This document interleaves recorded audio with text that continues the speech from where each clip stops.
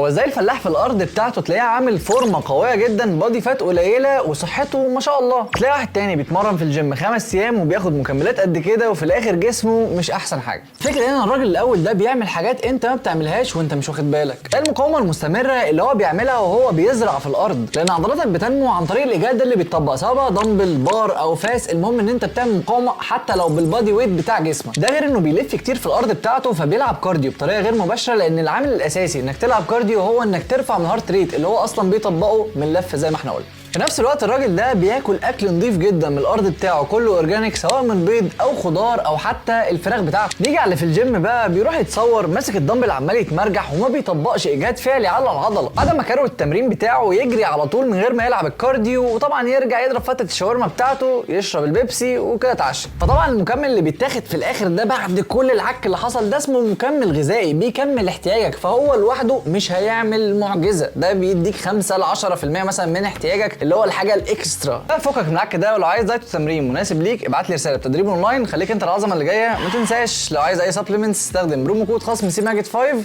تاخد اعلى خصم. سلام.